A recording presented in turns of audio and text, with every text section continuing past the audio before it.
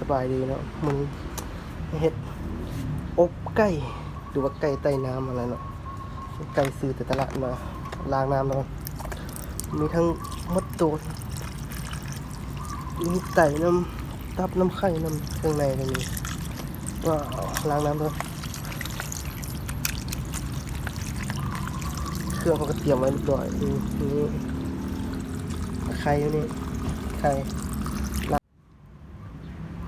จากล้างน้ำแล้วก็มาตำเครื่องเลยมีกระเทียมไปคลุกหอมแดงแล้วก็ตะไคร้ซึ่งพวกนี้มะเขือน้ำใส่เข้าไปเลยนี่ข่านี่เอาข่าแก่นะใส่ตอนตำตอนนี้ข่าอ่อนนะข่าอ่อนนี่ไว้ใส่มดนี้ใส่แบบนี้เลยจะได้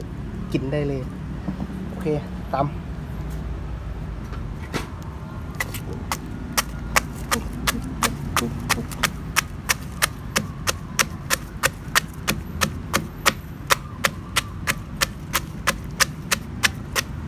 โอเคแล้วจะตำละเอียดเราก็มาคลุกใส่กันเลยเอาใส่นี่เลยไปเข้า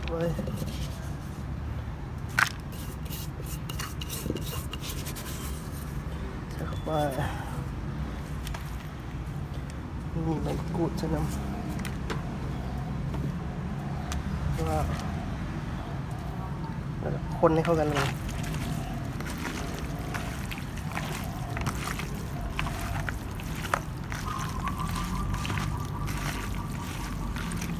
คนให้เข้ากัน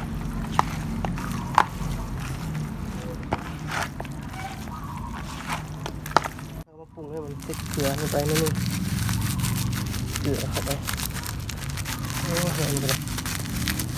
ติดเกลือเข้าไป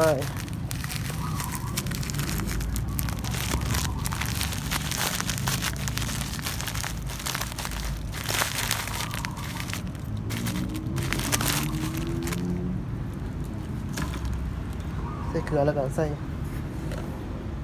ชูรสน้ำตาลใส่น้ำตาลเข้าไปจักหน่อยที่เด็ดเลยน้ำปลา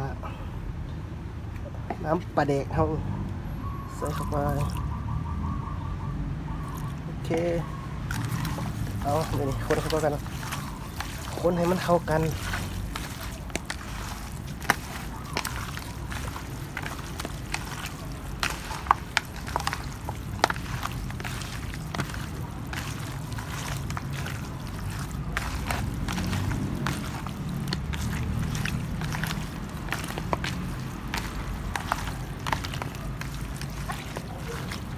คั้นจนมันเข้ากัน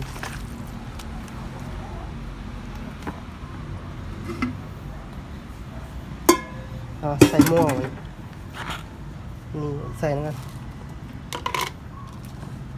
ข่าอ่อนที่เราเตรียมใส่เข้าไปข่าแล้วก็ใบมะกรูดอ่อนใส่เข้าไปนี่ด้วย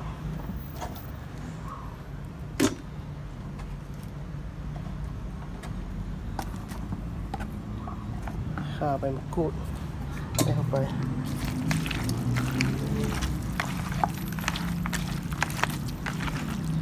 ใส่หม้อเลยใส่เข้าไป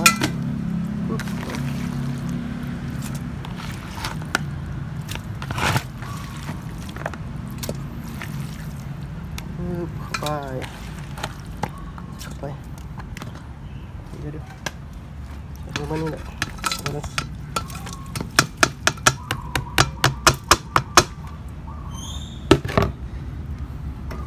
กดนี่นะนี่กดไป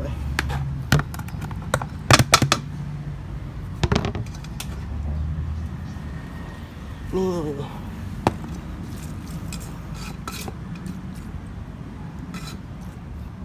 ค้างมันแป๊บนึงเด้ออุ้ยเข้าไปนี่ค้างหม้อเดี๋ยวเอาใส่น้ำเลยนะไก่ใต้น้ำภาษาไทยไก่ใต้น้ำภาษาลาวก็อบไก่นะใส่เข้าไปนี่ตักน้ำใส่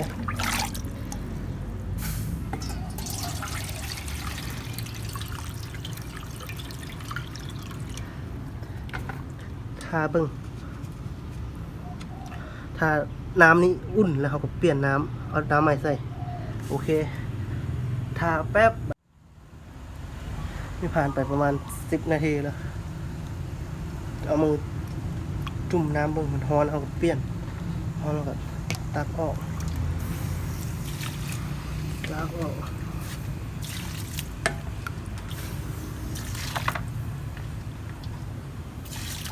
เอาน้ำใหม่ใส่เลยน้ำใหม่ใส่เข้าไปแล้วอีกประมาณถ้าน้ำมันร้อนเขาก็มาเปลี่ยนอีกหลังจากเขาทำซุปของมันจิ้มเผ็ดไว้เฮ็ดเจียวตับจิ้มเผ็ดจิ้มกระเทียมน้ำเขาได้เปลี่ยนตลอดเอาเบิ่งฮอนแล้วเปลี่ยนฮอนแล้วเปลี่ยนฮอนแล้วบ่นี่อ๋อฮอนแล้วเปลี่ยนตักออก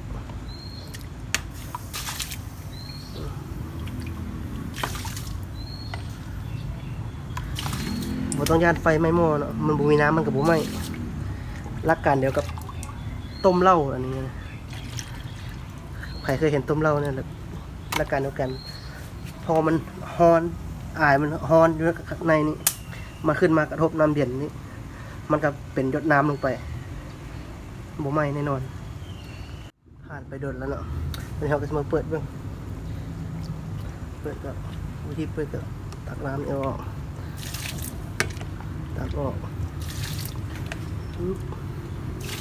นี่เลยเปิดก่อนแป๊บนี่จ้า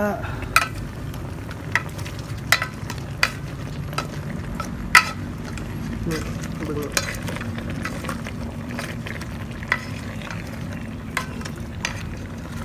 บทต้องย่านมันไหม้เลยเพื่อน้ำคนกันเลย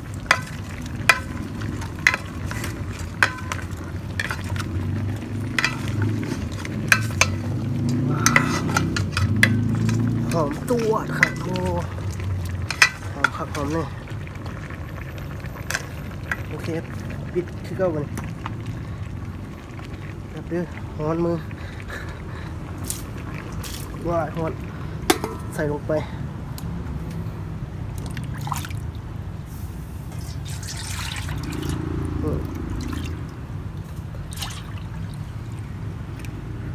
น่าจะอีกประมาณ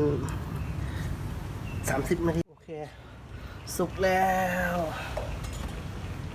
โป่งลงพร้อมกินมาเนี่ยว้าวสุดยอดส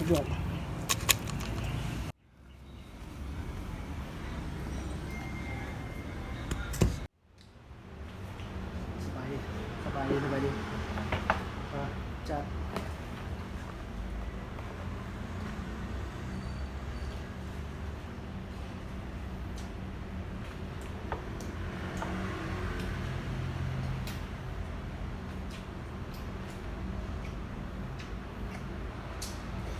ด้วยครับก็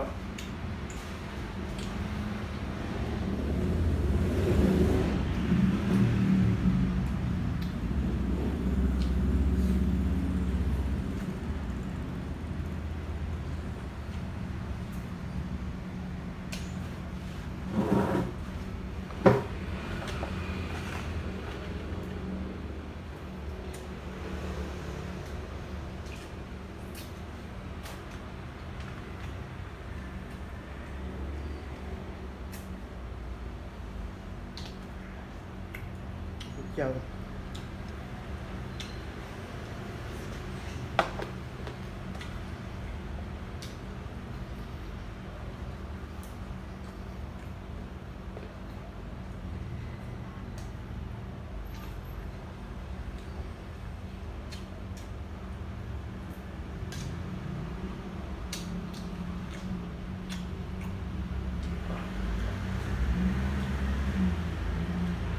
ขาอ่อนมาเลย น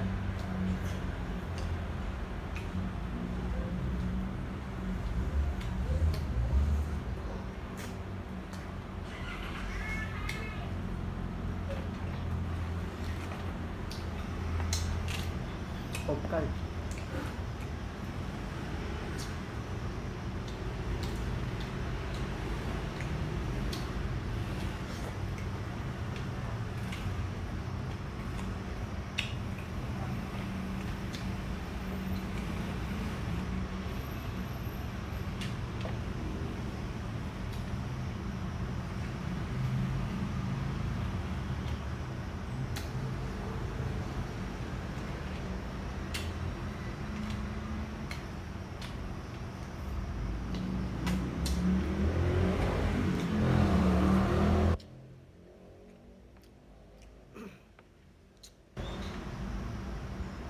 ปี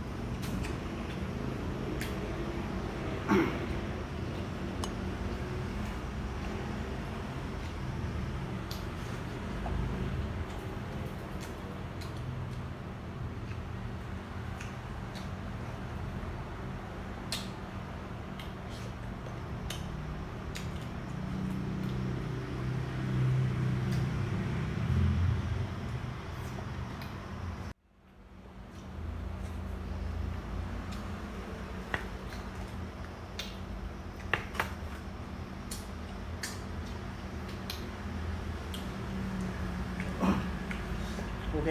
ไปแล้วบ๊ายบายเอาคำสุดท้ายง่ายๆบ๊ายบาย